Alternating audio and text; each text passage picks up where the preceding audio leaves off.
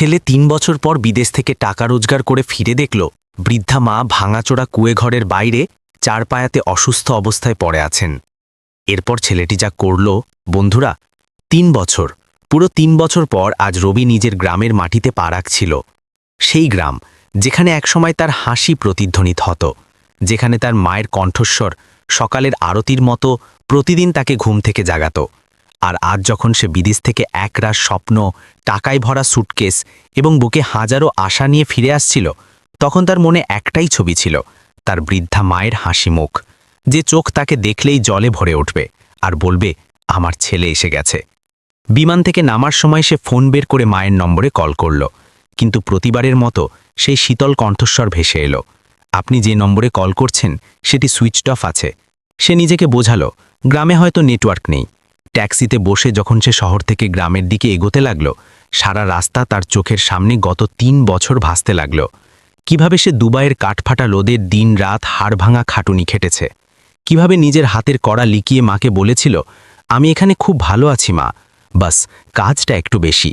অথচ সত্যিটা হলো, প্রতি রাতে সে মায়ের ছবি বুকে জড়িয়ে কাঁদত, কারণ বাবার মৃত্যুর পর মাই মাঠে দিনমজুরি করে তাকে পড়িয়েছিলেন, নিজে না খেয়ে তাকে খাইয়েছিলেন, নিজের গয়না বেচে তার টিকিট কেটে দিয়েছিলেন, আর যাওয়ার সময় শুধু এইটুকু বলেছিলেন, বাবা, টাকা রোজগার করো, কিন্তু নিজেকে হারিয়ে ফেলো না। ট্যাক্সিটি কাঁচা রাস্তায় দুলতে দুলতে যত এগোতে লাগল, রবির হৃদয় এক অদ্ভুত অস্থিরতায় ভরে উঠল। সে দেখল গ্রাম আগের মতো নেই, কিছু পাকা বাড়ি তৈরি হয়েছে, কিছু নতুন মানুষ এসেছে, কিন্তু তার মন শুধু তার ছোট মাটির বাড়িটির দিকে ছুটছিল। ট্যাক্সি যখন তার বাড়ির সামনে থামল, সে ভাড়া না গুনেই নেমে পড়ল, সুটকেস ওখানেই ফেলে রাখল। সামনে চোখ পড়তেই তার পা সেখানেই আটকে গেল। ওটা আর বাড়ি ছিল না, দেয়ালের মাটি ঝরে পড়েছিল, চাল অর্ধেক খসে পড়েছিল, এবং বাইরের উঠোনে একটি পুরনো ভাঙা চারপায়ায় কেউ শুয়েছিল। তার বুক ধরফর করতে লাগল। সে ধীরে ধীরে এগিয়ে গেল এবং কাছে গিয়ে দেখতেই যেন তার শ্বাস আটকে এলো। তিনি তার মা ছিলেন, তার বৃদ্ধা মা, যিনি এখন আগের চেয়েও অনেক বেশি দুর্বল হয়ে পড়েছিলেন। মুখ শুকিয়ে কাগজের মতো হয়ে গিয়েছিল, চুল আরও সাদা, চোখ গর্তে ঢুকে গেছে, এবং তিনি বেহুশ হয়ে পড়েছিলেন। তার পাশে একটি খালি ঘটি আর অর্ধেক ওষুধের পাতা রাখা ছিল। রবির হাত কাঁপতে লাগল। সে নিচু হয়ে মাকে নাড়া দিল, মা, মা। তার গলা বুঝে এলো। মায়ের চোখের পাতায় হালকা স্পন্দন হলো। তিনি ধীরে ধীরে চোখ খুললেন, কিছুক্ষণ যেন চেনার চেষ্টা করলেন, তারপর ঠোঁট কাঁপল এবং খুব ক্ষীণ আওয়াজ বেরোল, রবি। আর এইটুকু শুনতেই রবির চোখ থেকে এমনভাবে জল বেরিয়ে এলো, যেন ৩ বছরের সমস্ত কষ্ট একসাথে বেরিয়ে এসেছে। সে মায়ের মাথা নিজের কোলে তুলে নিল, মা, আমি এসে গেছি, দেখো, আমি এসে গেছি। কিন্তু মায়ের হাত এত দুর্বল ছিল যে তিনি তাকে ঠিকমতো ছুঁতেও পারছিলেন না। তখনই পিছন থেকে কোনো মহিলার ফিসফিস আওয়াজ এলো, এখন এসেছে ছেলে, যখন সব শেষ হয়ে গেছে। রবি ঘুরে দেখল, পড়শি কাকিমা দাঁড়িয়েছিলেন। তার চোখে দয়া এবং রাগ দুই ছিল। ৩ বছর ধরে তোর মা তোর পথ চেয়ে বসেছিল, রোজ বলতো, আমার ছেলে আসবে, আমার ছেলে আমাকে শহরে নিয়ে যাবে। কিন্তু বাবা, তোর মা এই ৩ বছরে অনেক কিছু সহ্য করেছে। রবির মন ভেঙে গেল। কি হয়েছে কাকিমা? কাকিমা ভারী গলায় বললেন, তোর কাকা ঋণের নামে ক্ষেত নিজের নামে করে নিয়েছে, তোর মাকে বাড়ি থেকে বের করে দিয়েছে, বলেছে ছেলে যখন বিদেশ থেকে আসবে তখন দেখা যাবে। তখন থেকে ইনি এখানেই বাইরে পড়ে আছেন। কখনো কেউ রুটি দিয়ে গেছে, কখনো কেউ ওষুধ। এ কথা শুনে রবির ভেতরে যেন আগুন জ্বলে উঠল, তার চোখ লাল হয়ে গেল। সে মায়ের শুকনো হাত শক্ত করে চেপে ধরল। এখন আমি এসে গেছি মা, এখন কেউ তোমায় ছুঁতেও পারবে না। কিন্তু তখনই মা খুব কষ্টে তার কবজি ধরলেন এবং ফিসফিস করে বললেন, বাবা, রাগ করিস না, সম্পর্ক ভেঙে যাবে। রবির মন আরও ভেঙে গেল। যিনি নিজেকে পুড়িয়ে তাকে বড় করেছেন, তিনি আজও সম্পর্ক বাঁচানোর কথা বলছেন, অথচ নিজে ভাঙা চারপায়ায় পড়ে আছেন। তখনই হঠাৎ মায়ের প্রচণ্ড কাশির দমক উঠল। তার মুখ থেকে হালকা রক্তের ধারা বেরিয়ে এলো। রবির পায়ের তলার মাটি সরে গেল। মা! সে জোরে চিৎকার করে আশেপাশে সাহায্যের জন্য ডাকল। কিন্তু গ্রামবাসীরা শুধু দূরে দাঁড়িয়ে তামাশা দেখছিল, যেন এটা খুব সাধারণ ব্যাপার। রবি এক মুহূর্তও নষ্ট না করে মাকে নিজের ২ হাতে তুলে নিল। তাকে খুব হালকা লাগছিল। যেন শুধু হাড়ের খাঁচা অবশিষ্ট আছে। সে মাকে বুকে জড়িয়ে দৌড় দিল। তার মাথায় শুধু একটাই কথা ঘুরছিল, আমি টাকা রোজগার করলাম কিসের জন্য? আজ মাকে বাঁচাতে না পারলে সব বৃথা। গ্রামের বাইরে যাওয়ার সময় তার নজর কাকার পাকা বাড়ির ওপর পড়ল, যেটা আগে তাদের ছিল, এবং সেই বাড়ির ছাদে দাঁড়িয়ে তার খুড়তুতো ভাই মোবাইলে হাসছিল। রবির মুঠি শক্ত হয়ে গেল, চোখে রক্ত নেমে এলো, কিন্তু মায়ের শ্বাস তার বুকে ফুরিয়ে আসছে বলে মনে হচ্ছিল। আর তখনই হঠাৎ মা তার শার্ট ধরে খুব ক্ষীণ স্বরে বললেন, বাবা, আমাকে শহরে নয়, মন্দিরে নিয়ে চল। রবি থমকে গেল, তার চোখে ভয়ে নেমে এলো। কেন মন্দির? মা এমন কথা কেন বলছেন? তিনি কি নিজের অবস্থার কথা বুঝতে পেরেছেন? আর 3 বছরে কি এমন কোনো সত্য লুকিয়ে আছে যা এখনো সামনে আসা বাকি? রবির পা এক মুহূর্তের জন্য থেমে গিয়েছিল, কিন্তু পরের মুহূর্তেই সে মাকে আরও শক্ত করে বুকে জড়িয়ে মন্দিরের দিকে দৌড় দিল। সন্ধ্যা নামছিল এবং আকাশের লাল রং যেন কোনো অজানা ঝড়ের সংকেত দিচ্ছিল। তার শ্বাস দ্রুত পড়ছিল, বুক পাগলের মতো ধরফর করছিল, এবং মায়ের শ্বাস তার বুকে ফুরিয়ে আসছে বলে মনে হচ্ছিল। গ্রামের পুরনো শিবমন্দিরটি পাহাড়ের কাছে ছিল, যেখানে ছোটবেলায় সে মায়ের সাথে প্রতি সোমবার যেত। সেখানেই যেখানে মা কখনো ঈশ্বরের কাছে হাত জোড় করে বলতেন, আমার ছেলের ভাগ্য খুলে দিও। আর আজ সেই ছেলেই মাকে কোলে তুলে সেই মন্দিরের সিঁড়ি ভাঙছিল। মন্দিরের বাইরের ঘণ্টাগুলো বাতাসে হালকা হালকা বাজছিল, ভেতর থেকে শাঁখের আওয়াজ আসছিল, যেন সময় নিজেই থেমে গেছে। রবি মাকে মন্দিরের উঠোনে পাতা পুরনো শতরঞ্জির ওপর শোয়ালো। পণ্ডিত মশাই এই দৃশ্য দেখে দৌড়ে এলেন। আরে রবি বাবা! তার চোখে চেনা এবং দুঃখ দুই ছিল। রবির গলা কাঁপছিল। পণ্ডিত মশাই, মাকে বাঁচান। পণ্ডিত মশাই মায়ের নাড়ি দেখলেন, কপালে হাত রাখলেন, এবং তার চোখ জলে ভরে উঠল। মা খুব কষ্টে চোখ খুলে শিবলিঙ্গের দিকে তাকালেন। ঠোঁটে হালকা হাসি ফুটে উঠল, যেন কোনো অপূর্ণ ইচ্ছে পূরণ হয়ে গেছে। তারপর তিনি রবির দিকে তাকালেন এবং খুব ধীর গলায় বললেন, বাবা, তুই অনেক কষ্ট করেছিস, আমি জানি। রবি কাঁদতে কাঁদতে বলল, মা, তুমি চুপ করো, আমি তোমাকে শহরে নিয়ে যাব, বড় হাসপাতালে চিকিৎসা করাবো। কিন্তু মা মাথা নাড়লেন, না বাবা, আর না, আমি ক্লান্ত হয়ে গেছি। এই কথা শুনতেই রবির বুক যেন টুকরো টুকরো হয়ে গেল। সে মায়ের হাত নিজের গালে ছোঁয়ালো। এমন বলো না মা, আমি এসে গেছি, এখন সব ঠিক হয়ে যাবে। তখনই মায়ের চোখ থেকে জল গড়িয়ে পড়ল। 3 বছর ধরে তোর পথ চেয়ে বসেছিলাম। প্রতিদিন মন্দিরে এসে ভগবানকে বলতাম, আমার ছেলে আসবে, আমাকে নিজের সাথে নিয়ে যাবে। রবির বুক অপরাধ বোধে ভরে গেল। সে কান্নায় ভেঙে পড়ে বলল, মা, আমি প্রতি মাসে টাকা পাঠিয়েছিলাম, তুমি তো আমায় কখনো বলনি যে তুমি এতটা অসুস্থ। পণ্ডিত মশাই ভারী গলায় বললেন, বাবা, তোর মা কখনো অভিযোগ করেনি। যে টাকা আসতো, তোর কাকা বলতো ঋণ শোধ করতে লেগে যাচ্ছে, আর তোর মা চুপ থাকতো, বলতো ছেলে খাটুনি খাটছে, ওকে আর পেরেশান করো না। এ কথা শুনতেই রবির ভেতরে যেন আগ্নেয়গিরি ফেটে পড়ল। তার চোখে আগুন জ্বলে উঠল। তাহলে ওরা সব কেড়ে নিয়েছে? পণ্ডিত মশাই মাথা নিচু করলেন। মন্দিরে নিস্তব্ধতা নেমে এলো, শুধু মায়ের ভাঙা শ্বাসের আওয়াজ প্রতিধ্বনিত হচ্ছিল। তখনই মা কাঁপা কাঁপা হাতে নিজের বালিশের নিচ থেকে একটা ছোট পুরনো কাপড় বের করলেন। তাতে কিছু কোচকানো কাগজ ছিল। বাবা, এগুলো তোর বাবার জমির আসল কাগজ, আমি লুকিয়ে রেখেছিলাম, আমি জানতাম একদিন তুই আসবি। রবি অবাক হয়ে গেল। মা? মায়ের গলা আরও ক্ষীণ হয়ে এলো। তোর কাকা ধোঁকা দিয়েছে, কিন্তু বাবা, বদলা নিস না, শুধু নিজের অধিকারটুকু ফিরিয়ে নিস, আর এই গ্রামের কোনো মাকে এমন কষ্ট পেতে দিস না। রবির চোখ দিয়ে অঝরে জল পড়ছিল। সে কাগজগুলো বুকে চেপে ধরল। তখনই মায়ের শ্বাস আরও ভারী হতে লাগল। তিনি শেষবারের মতো শিবলিঙ্গের দিকে তাকালেন, তারপর রবির দিকে। ঠোঁটে এক অসম্পূর্ণ হাসি ফুটে উঠল এবং খুব ধীরে বললেন, আমার ছেলে এসে গেছে। এবং তার হাত শিথিল হয়ে পড়ল। সেই মুহূর্তে যেন সময় থমকে গেল। রবি চিৎকার করে উঠল, মা! তার আওয়াজ গোটা মন্দিরে প্রতিধ্বনিত হল। পণ্ডিত মশাইয়ের চোখ থেকেও জল গড়িয়ে পড়ল।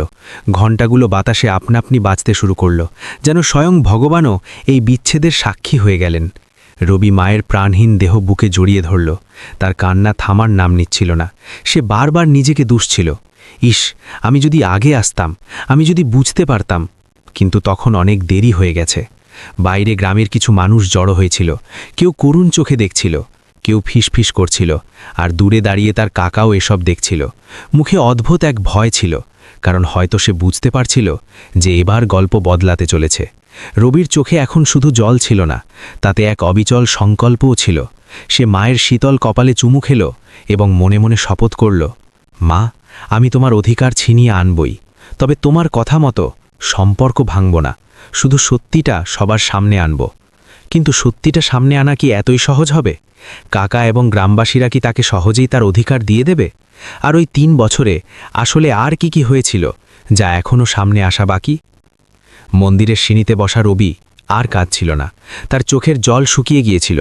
কান্নার জায়গায় এখন সেখানে এক অদ্ভুত নীরব আগুন জ্বলছিল। মায়ের শেষকৃত্য পুরো গ্রামের সামনে হলো। ওই একই মানুষেরা যারা 3 বছর ধরে তার মাকে ভাঙা চারপায়ায় ধুঁকতে দেখেছিল, আজ তারা চোখের জল ফেলার ভান করছিল। আর সবার আগে দাঁড়িয়েছিল তার কাকা রামনারায়ণ। মুখে নকল শোক এবং ভেতরে লুকিয়ে থাকা অস্থিরতা স্পষ্ট বোঝা যাচ্ছিল। চিতার আগুন যখন আকাশ ছুঁকে লাগল, তখন রবির ভেতরেও কিছু একটা জ্বলছিল। তার সেই সব রাতের কথা মনে পড়ছিল, যখন সে বিদেশের উঁচু ইমারতের মাঝে দাঁড়িয়ে মাকে ভিডিও কলে বলতো, বাস মা, আর একটু সময়, তারপর তোমায় আমার সাথে নিয়ে যাব। আর ওদিকে মা প্রতিবারই হেসে বলতেন, আমি এখানেই ভালো আছি বাবা। সে কি করে বুঝবে যে ওই হাসি আসলে এক পাহাড় সমান কষ্টের নিচে চাপা পড়া সত্যিটাকে লুকিয়ে রাখত? শেষকৃত্যের পর যখন লোকেরা ধীরে ধীরে চলে যেতে লাগল, তখন কাকা তার কাছে এসে কাঁধে হাত রেখে বললেন, বাবা, যা হওয়ার তা হয়ে গেছে, ভগবানের ইচ্ছা। রবি প্রথমবার সরাসরি তার চোখের দিকে তাকালো। ভগবানের ইচ্ছা নাকি অন্য কারোর? কাকা এক মুহূর্তের জন্য চমকে উঠলেন, তারপর বললেন, তুই কি বলতে চাইছিস? রবি পকেট থেকে মায়ের দেওয়া সেই কোচকানো কাগজগুলো বের করল এবং বাতাসে নাড়িয়ে বলল, আমি এটাই বলতে চাইছি যে ঋণের নামে যে বাড়ি আর ক্ষেত আপনি নিজের নামে করে নিয়েছেন, তার আসল কাগজ আমার কাছে আছে। আশেপাশে দাঁড়িয়ে থাকা লোকেরা চমকে গেল, ফিসফিসানি বেড়ে গেল, কাকার মুখ ফ্যাঙ্কাশে হয়ে গেল। এসব মিথ্যে কথা, তোর মা অসুস্থ ছিল, সে কিছু জানত না। রুবির গলা এখন শান্ত ছিল, কিন্তু তার ভেতর এক ঝড় লুকিয়েছিল। আমার মা অসুস্থ ছিলেন, কিন্তু বোকা ছিলেন না। সে এগিয়ে গেল। 3 বছর ধরে আমি যে টাকাগুলো পাঠিয়েছি, সেগুলো কোথায় গেল? কোন ঋণ শোধ হলো? কোন হিসাবে লেখা আছে? কাকা রাগে বললেন, আমি তোর বাবার ঋণ শোধ করেছি। তখনই ভিড়ের মধ্যে থেকে বয়স্ক হরিরাম কাকার আওয়াজ এলো, কোন ঋণ রামনারায়ণ? তোর ভাই মরার সময় সব হিসাব চুকিয়ে দিয়েছিল। এই কথা শুনতেই পরিবেশ বদলে গেল। লোকেরা একে অপরের দিকে তাকাতে লাগল। কাকার বউ দূরে দাঁড়িয়ে কাঁপছিল। রবি সুযোগ বুঝে বলল, আমি এখানে ঝগড়া করতে আসিনি, শুধু নিজের অধিকার নিতে এসেছি। যা আমার তা আমার চাই, আর আমার মায়ের সাথে যা হয়েছে তার জবাবও চাই। কাকা শেষ চালচেলে বললেন, তুই যদি পুলিশ কেস করিস তাহলে সম্পর্ক চিরকালের জন্য শেষ হয়ে যাবে। রুবির মাথায় মায়ের শেষ কথাটা বেজে উঠল, সম্পর্ক ভাঙিস না। সে দীর্ঘশ্বাস নিয়ে বলল, আমি সম্পর্ক ভাঙব না কাকা, কিন্তু সত্য থেকেও পালাবো না। সেই রাতে সে নিজের ভাঙা বাড়ির কাছে বসে অনেকক্ষণ ভাবতে লাগল। চালের ভাঙা অংশ দিয়ে চাঁদের আলো ভেতরে আসছিল। মায়ের কাশি, তার ধীর কণ্ঠস্বর, অপেক্ষারত চোখের দৃষ্টি, সব যেন তার কানে বাজছিল। তখনই হঠাৎ তার ফোনে একটা অচেনা নম্বর থেকে কল এলো। সে তুলতেই ওপাশ থেকে এক ভারী গলা ভেসে এলো, যদি নিজের ভালো চাস তবে কাগজ নিয়ে কাল সকালে পঞ্চায়েতে আসিস না। কলটা কেটে গেল। রুবির হাত শক্ত হয়ে গেল। এর মানে পরিষ্কার, ব্যাপারটা শুধু কাকার মধ্যেই সীমাবদ্ধ ছিল না, আরও কিছু লোক এর সাথে জড়িত ছিল। হয়তো সে যে টাকা পাঠাতো তা অন্য কোথাও গিয়েছিল, হয়তো গ্রামের কিছু মাতব্বর এই খেলায় মেতেছিল। তার চোখে আবার আগুন জ্বলে উঠল। সে মনে মনে ঠিক করে নিল, এবার খেলা খুলবে, সবার সামনেই খুলবে। পরদিন সকালে পঞ্চায়েত বসল। পুরো গ্রামের সামনে সত্যিটা তুলে ধরার সিদ্ধান্ত নেওয়া হয়ে গেছে। কিন্তু পঞ্চায়েতে কি সত্যের জয় হবে, নাকি ক্ষমতাবানরা আবার তাকে দাবিয়ে দেবে? আর ওই রহস্যময় ফোন কলটি, তার পেছনে কে ছিল? রুবি কি একাই এই লড়াই জিততে পারবে, নাকি গোটা গ্রাম তার বিরুদ্ধে দাঁড়াবে? সকালের বাতাসে এক অদ্ভুত শীতলতা ছিল, কিন্তু রবির ভেতর যে আগুন জ্বলছিল তা কোনো ঝড়ের চেয়ে কম ছিল না। পঞ্চায়েতের চৌপালে চারপাশ থেকে গ্রামবাসীরা জড়ো হয়েছিল। মাঝখানে পুরনো কাঠের টেবিল, তার উপর লাল কাপড় বিছানো, আর সামনে বসেছিলেন সরপঞ্চ শিবদয়াল। যার গোফের নিচে লুকিয়ে থাকে হাসি অনেক কিছুই বলে দিচ্ছিল। রবি হাতে কাগজ নিয়ে এগোতেই ভিড়ের মধ্যে দাঁড়িয়ে থাকা কাকা রামনারায়ণের ওপর তার চোখ পড়ল। তার মুখে আবার আত্মবিশ্বাস ফিরে এসেছে, যেন রাতের সেই ভয় এখন উধাও হয়ে গেছে। তখনই তার মনে পড়ে গেল সেই অচেনা ফোন কলের কথা, যদি নিজের ভালো চাস তবে আসিস না। এর মানে পরিষ্কার, আজ শুধু সত্য নয়, ষড়যন্ত্রও সামনে আসবে। সরপঞ্চ ভারী গলায় বললেন, রবি বাবা, যা বলার সবার সামনে বলো। রবি একটুও না ঘাবড়ে পকেট থেকে জমির আসল দলিল বের করে উঁচু গলায় বলল, এগুলো আমার বাবার জমির আসল কাগজপত্র, যেগুলো দেখিয়ে আমার কাকা ভুয়ো ঋণের নামে জমি দখল করেছে। ভিড়ের মধ্যে হইচই শুরু হলো। সরপঞ্চ কাগজগুলো হাতে নিয়ে দেখলেন, তার ভ্রু কুঁচকে গেল, কিন্তু তিনি সাথে সাথেই নিজেকে সামলে নিলেন। রামনারায়ণ, তুমি কিছু বলতে চাও? কাকা উঠে দাঁড়ালেন। এসব মিথ্যে কথা, এই ছেলে বিদেশ থেকে টাকা নিয়ে এসেছে আর এখন আমাদের বদনাম করতে চাইছে। তখনই ভিড় থেকে আরেকটা আওয়াজ এলো, আর রবি যে টাকা পাঠিয়েছিল সেগুলো কোথায় গেল? আওয়াজটা ছিল স্কুলের মাস্টার দীনেশের, যিনি সবসময় সত্যের পক্ষে দাঁড়াতেন। কাকা এক মুহূর্ত চুপ হয়ে গেলেন, তারপর বললেন, ওই টাকাগুলো গ্রামের ঋণ শোধ করতে লেগেছে। মাস্টার দীনেশ সাথে সাথেই বললেন, কোন ঋণ? হিসাব দেখান। চৌপালে পিন পতন নীরবতা। রবি বুঝতে পারল বিষয়টা এখন আর শুধু তার পরিবারের নয়, সত্য মিথ্যার লড়াই হয়ে দাঁড়িয়েছে। তখনই সরপঞ্চ গলা খাকারি দিয়ে বললেন, দেখো, প্রমাণ ছাড়া কারো ওপর অভিযোগ করা যায় না। রুবির সাথে সাথে বলল, প্রমাণ আমার কাছে আছে। সে মোবাইল বের করে ব্যাংক স্টেটমেন্ট দেখালো, যেখানে প্রতি মাসে পাঠানো টাকার অঙ্ক স্পষ্ট দেখা যাচ্ছিল। আর এই হলো সেই রসিদগুলো যা কাকা আমাকে হোয়াটসঅ্যাপে পাঠিয়েছিলেন, যেখানে ঋণের নাম লেখা ছিল। কিন্তু আসল পাওনাদারদের জিজ্ঞাসা করে জানতে পেরেছি যে এমন কোনো ঋণ ছিলই না। এই কথা শুনতেই ভিড়ের মধ্যে কানাঘুষো বেড়ে গেল। কাকার মুখ লাল হয়ে গেল, তিনি রাগে ফেটে পড়লেন। এরা সবাই মিলে ষড়যন্ত্র করছে। ঠিক তখনই চৌপালের পেছন থেকে দুজন অচেনা লোক সামনে এগিয়ে এলো। তাদের মুখ ছিল কঠিন। তাদের মধ্যে একজন নিচু গলায় বলল, রবি, বেশি হিরো সাজিস না, নইলে পস্তাবি। এই তো সেই আওয়াজ যা রাতে ফোনে শোনা গিয়েছিল। রবির বুক এক মুহূর্তের জন্য কেঁপে উঠল, কিন্তু সে নিজেকে সামলে নিল। সত্যি বলা মানে হিরো সাজা নয়। সে চিৎকার করে বলল, যদি আমার বা আমার পরিবারের কিছু হয় তবে আমি সরাসরি পুলিশের কাছে যাব। ভিড়ের মধ্যে ভয় আর কৌতূহল দুই ছড়িয়ে পড়ল। সরপঞ্চ এবার কিছুটা অস্বস্তিতে পড়লেন, কারণ পরিস্থিতি তার হাতের বাইরে চলে যাচ্ছিল। মাস্টার দীনেশ এগিয়ে এসে বললেন, যদি কাগজ আসল হয় তবে জমি রবির, আর যদি টাকার হিসাব না থাকে তবে তদন্ত হতে হবে। এই কথা শুনে আরও কিছু গ্রামবাসী রবির পক্ষে কথা বলতে শুরু করল। পরিবেশ বদলাতে শুরু করেছিল। কাকার মুখে ঘাম জমতে লাগল, কিন্তু তখনই তিনি শেষ অস্ত্র প্রয়োগ করলেন। ঠিক আছে, যদি জমি তোর হয় তবে প্রমাণ কর যে তোর মা নিজে আমাকে অধিকার দেয়নি। এ কথা শুনে রবি থমকে গেল। মানে? কাকা পকেট থেকে আরেকটা কাগজ বের করলেন। এটা তোর মায়ের সই করা দলিল, যেখানে তিনি জমি আমাকে দিয়ে গেছেন। চৌপালে আবার নিস্তব্ধতা নেমে এলো। রবির পায়ের তলার মাটি সরে গেল। সে কাপা কাপা হাতে কাগজটা নিল। সইটা মায়ের মতোই মনে হচ্ছিল, কিন্তু এটা কি সত্যিই ছিল? মা কি বাধ্যা হয়ে এমন করেছিলেন, নাকি এটাও একটা চাল ছিল? তার চোখের সামনে মায়ের দুর্বল মুখটা ভেসে উঠল। তিনি কি সত্যিই হার মেনে নিয়েছিলেন, নাকি তার কাছ থেকে জোর করে সই করিয়ে নেওয়া হয়েছিল? লড়াই এখন আরও গভীরে পৌঁছেছে। শুধু জমির নয়, মায়ের সম্মান আর সত্যের লড়াই। রবি মাথা তুলে কাকার চোখের দিকে তাকিয়ে বলল, যদি এই সই আসল হয় তবে আমি পিছিয়ে যাব, কিন্তু যদি এটা ভুয়া বেরোয় তবে সত্যি থেকে কেউ বাঁচতে পারবে না। চৌপালের বাতাস ভারী হয়ে উঠেছিল। প্রতিটি মুখ পরের মুহূর্তের অপেক্ষায় ছিল। আর রবির সামনে এখন সবচেয়ে বড় প্রশ্ন ছিল, সে কি প্রমাণ করতে পারবে যে এই দলিলটি মিথ্যে, নাকি ষড়যন্ত্র এতটা গভীর যে সত্য চাপা পড়ে যাবে? চৌপালে ওই কাগজের সামনে দাঁড়িয়ে রবি যেন পাথর হয়ে গিয়েছিল। তার আঙুল কাঁপছিল, কিন্তু চোখ ছিল স্থির। সে কাগজের ওই সইয়ের দিকে একদৃষ্টে তাকিয়েছিল, যা প্রথম দর্শনে তার মায়েরই বলে মনে হচ্ছিল। সেই হালকা বাঁকা টান, সেই শেষ অক্ষরের একটু কাঁপুনি, সেই কালির চাপ। কিন্তু মন বলছিল কিছু একটা গোলমাল আছে, কারণ তার মা শেষ দিনগুলোতে এতটাই অসুস্থ ছিলেন যে নিজের নামটাও ঠিকমতো লিখতে পারতেন না। তাহলে এত পরিষ্কার আর পুরোপুরি সজ্ঞানে করা সই কি করে সম্ভব? ভিড়ের মানুষজন এখন দুভাগে বিভক্ত। কেউ কাকার পক্ষে, কেউ রবির পক্ষে, আবার কেউ শুধু তামাশা দেখতে এসেছিল। সরপঞ্চ শিবদয়াল কাগজটা মনোযোগ দিয়ে দেখলেন। তারপর ধীরে ধীরে বললেন, যদি এই সই আসল হয় তবে মামলা এখানেই শেষ। কিন্তু মাস্টার দিনের সাথে সাথেই বলে উঠলেন, আর যদি এটা ভুয়া হয় তবে? চৌপালে আরেকবার নীরবতা নেমে এলো। বাতাস যেন থমকে গেল। তখনই রবি দীর্ঘশ্বাস নিয়ে খুব শান্ত গলায় বলল, আমি প্রমাণ করব যে এই দলিল মিথ্যে। কাকা হেসে উঠলেন, কি করে? তোর মা তো আর বেঁচে নেই যে তাকে জিজ্ঞাসা করবি। এই কথাটা রবির বুকে তীরের মতো বিঁধল, কিন্তু সে নিজেকে সামলালো। মা নেই, কিন্তু তার সত্যিটা এখনও বেঁচে আছে।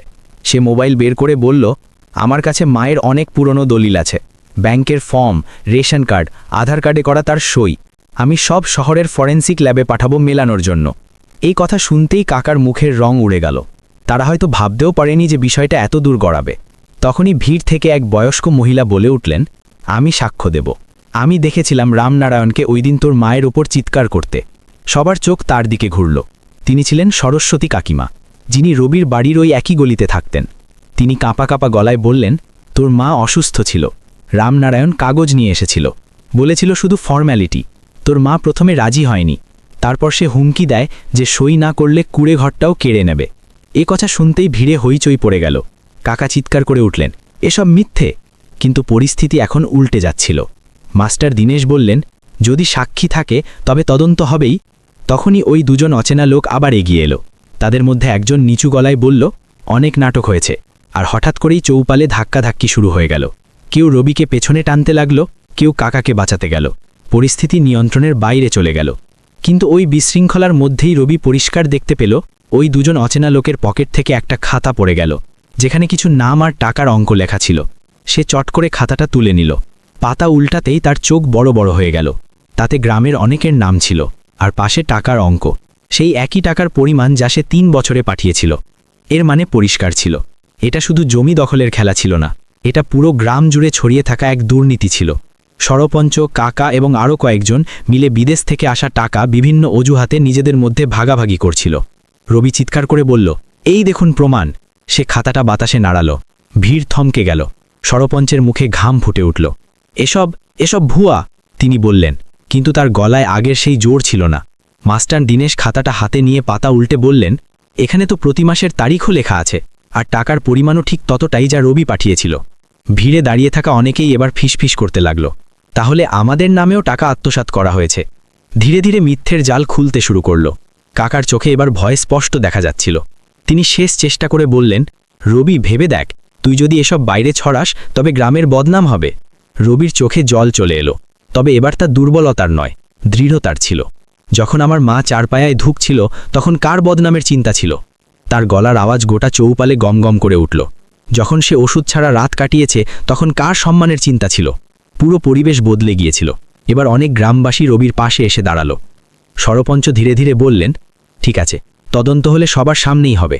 কিন্তু রবি জানত এটা এত সহজ হবে না। সে সিদ্ধান্ত নিল সে শহরে গিয়ে আইনি ব্যবস্থা নেবে, ফরেন্সিক পরীক্ষা করাবে, ব্যাংক স্টেটমেন্ট আর ওই খাতা সব পুলিশকে দেবে। সেই সন্ধেবেলায় সে শহরের উদ্দেশ্যে রওনা হলো। মায়ের ছবি পকেটে রাখল আর মনে একটাই প্রতিজ্ঞা, আমি তোমার নাম কলঙ্ক মুক্ত করবই। সারা রাস্তা সে মায়ের কথাগুলো শুনতে পাচ্ছিল, সম্পর্ক ভেঙিস না। আর সে ভাবতে লাগল, সত্যের এই লড়াই কি সম্পর্ক বাঁচাতে পারবে, নাকি এই আগুন সব পুড়িয়ে ছাই করে দেবে? শহরে পৌঁছে সে উকিলের সাথে দেখা করল। সমস্ত কাগজপত্র দেখালো। উকিল বললেন, মামলা শক্ত, কিন্তু বিপক্ষ দলও যথেষ্ট শক্তিশালী, হুমকি আসবে। আর সত্যি, সেদিন রাতেই হোটেলের ঘরে কেউ দরজায় পাথর ছুড়ল। নিজ দিয়ে একটা চিঠি গলিয়ে দেওয়া হলো, মামলা তুলে নে, নইলে ফল খুব খারাপ হবে। রবি চিঠিটা তুলল, পড়ল এবং ছিঁড়ে ফেলল। তার চোখে আর ভয় ছিল না, শুধু মায়ের সেই শেষ হাসিটা লেগেছিল। পরদিন কাগজপত্র ফরেন্সিক পরীক্ষার জন্য পাঠানো হলো। ব্যাংকে আনুষ্ঠানিক অভিযোগ দায়ের করা হলো এবং থানায় ডায়েরি করা হলো। এবার আসল খেলা শুরু। গ্রামে খবর ছড়িয়ে পড়ল যে রবি কেস করেছে। কেউ কেউ খুশি হলো, কেউ ভয় পেল, আর কেউ কেউ এখনও ষড়যন্ত্রে মত্ত ছিল। কিন্তু আসল রায় এখনও বাকি। ফরেন্সিক রিপোর্ট কি সত্যিটা সামনে আনবে? আদালতে কি রবির জয় হবে, নাকি ষড়যন্ত্রকারীরা শেষ আঘাত হানার প্রস্তুতি নিচ্ছে? শহরের শীতল আদালতের সিঁড়িতে দাঁড়িয়ে রবি সেদিন একা ছিল না। তার সাথে ছিল তার মায়ের স্মৃতি, মায়ের সেই শেষ হাসি, সেই কাঁপা হাত যা দিয়ে তিনি তাকে কাগজগুলো ধরিয়ে দিয়েছিলেন, আর সেই প্রতিশ্রুতি যা সে মায়ের চিতার সামনে করেছিল। ফরেন্সিক রিপোর্ট আসতে পুরো 15 দিন সময় লাগল। এই 15 দিন তার জীবনের সবচেয়ে দীর্ঘ দিন ছিল। প্রতি রাতে হোটেলের ঘরে কোনো না কোনো হুমকি ভরা কল আসত। কেউ বলতো, কেস তুলে নে, কেউ বলতো, গ্রামে তোর কোনো সম্মান থাকবে না। কিন্তু সে এখন ভয়ের সীমানা পেরিয়ে গিয়েছিল, যেখানে মানুষের হারানোর মতো আর কিছুই বাঁচে না। অবশেষে সেই দিন এলো যখন রিপোর্ট আদালতে পেশ করা হলো। বিচারক ফাইল খুললেন, কিছুক্ষণ পাতা উল্টালেন, তারপর চশমা নামিয়ে বললেন, সই ভুয়া, এগুলো চাপের মুখে বা নকল করে করা হয়েছে। এ কথা শুনতেই আদালতে পিনপতন নীরবতা নেমে এলো। কাকা রামনারায়ণের চোখ বড় হয়ে গেল, সরপঞ্চ শিবদয়ালের মুখ ফ্যাকাশে হয়ে গেল, আর রবির চোখ দিয়ে নিঃশব্দে জল গড়িয়ে পড়ল। এই জয়ে শুধু জমির জয় ছিল না, এটা তার মায়ের সত্যের জয় ছিল। আদালত নির্দেশ দিল যে জমি অবিলম্বে রবির নামে করা হোক এবং ৩ বছরে পাঠানো টাকার তদন্ত হোক। ব্যাংকের রেকর্ড, খাতা এবং সাক্ষীদের বয়ান সব মিলিয়ে সেই সত্যটি উন্মোচিত হল, যাকে আড়াল করতে এত মিথ্যা সাজানো হয়েছিল। ধীরে ধীরে পুরো খেলা সামনে এলো। সরপঞ্চ, কাকা এবং বাইরের দুজন দালাল মিলে বিদেশে যাওয়া যুবকদের টাকার ভাগ বাটোয়ারা করত, ভুয়া ঋণের অজুহাত দেখিয়ে টাকা আত্মসাৎ করত এবং গ্রামবাসীদের ভয় দেখিয়ে মুখ বন্ধ রাখত।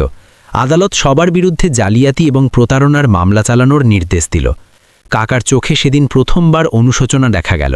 তিনি রবির দিকে তাকালেন, যেন কিছু বলতে চাইছেন, কিন্তু কথা সরল না। রবি শুধু এটুকু বলল, আপনি যদি মাকে এত কষ্ট না দিতেন তাহলে হয়তো আজও আমি আপনার ছেলে হয়ে দাঁড়াতাম, শত্রু হয়ে নয়। এ কথা শুনে কাকার মাথা নিচু হয়ে গেল। রায় হওয়ার পর রবি যখন গ্রামে ফিরল, তখন সেই একই চৌপালের চিত্রটা অন্য রকম ছিল। মানুষ তার অভ্যর্থনায় দাঁড়িয়েছিল, কেউ লজ্জিত, কেউ গর্বিত। মাস্টার দীনেশ এগিয়ে এসে বললেন, তুই শুধু তোর মায়ের নয়, গোটা গ্রামের মাথা উঁচু করেছিস। রবি আকাশের দিকে তাকালো, যেন মাকে বলছে, আমি কথা রেখেছে।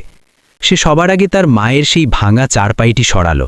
ওই একই জায়গায় একটি ছোট পাকা ঘর বানালো, যেখানে এখন একটি বোর্ড লাগানো আছে, মা শান্তিদেবী স্মৃতিকক্ষ। সেখানে গ্রামের অসুস্থ ও অসহায় মহিলাদের জন্য ওষুধ আর বিশ্রামের ব্যবস্থা করা হলো। সে নিজের জমি ফেরত নিল, কিন্তু প্রতিশোধের আগুনে না জ্বলে সিদ্ধান্ত নিল জমির একটা অংশ গ্রামের গরিব বাচ্চাদের পড়াশোনার জন্য দান করবে। সে শহরের ডাক্তারদের সাথে কথা বলে মাসে একবার বিনামূল্যে স্বাস্থ্য শিবির করার ব্যবস্থা করল। ধীরে ধীরে গ্রাম বদলাতে লাগল। মানুষ এখন ভয়ের বদলে প্রশ্ন করতে শিখল। সরপঞ্চ পদ থেকে অপসারিত হল, নতুন নির্বাচন হল, আর এবার গ্রাম সততাকে বেছে নিল। একদিন সন্ধ্যায় রবি যখন মায়ের ছবির সামনে প্রদীপ জ্বালাচ্ছিল, তার মনে হলো যেন বাতাসে মায়ের গন্ধ মিশে আছে, যেন তিনি বলছেন, আমার ছেলে সত্যি বড় হয়ে গেছে। তার চোখে আবার জল এলো, তবে এবার কষ্টের নয়, তৃপ্তির। সে ছবির সামনে বসে ধীর গলায় বলল, মা, আমি বদলা নিইনি, শুধু নিজের অধিকারটুকু নিয়েছি। আর তখনই দূরে কোথাও মন্দিরের ঘণ্টা বেজে উঠল। সেই মন্দির যেখানে মা শেষ নিঃশ্বাস ত্যাগ করেছিলেন। এখন সেই জায়গাটি তার কাছে কষ্টের নয়, অনুপ্রেরণার হয়ে উঠেছে। কিন্তু গল্প এখানেই শেষ হয়নি। কয়েক মাস পর জেল থেকে খবর এলো যে কাকার শরীর খুব খারাপ। তিনি রবিকে ডাকিয়েছেন। গ্রামবাসীরা বলছিল, যাস না, কিন্তু মায়ের সেই শিক্ষা আবার তার কানে বাজল, সম্পর্ক ভাঙিস না। সে জেলে পৌঁছল। কাকা খুব দুর্বল হয়ে পড়েছিলেন, তার চোখে জল ছিল। আমাকে মাফ করে দে রবি, লোভ আমাকে অন্ধ করে দিয়েছিল। রবি কিছুক্ষণ চুপ থেকে বলল, আমি আপনাকে শাস্তি দিইনি কাকা, আপনার কর্ম আপনাকে শাস্তি দিয়েছে।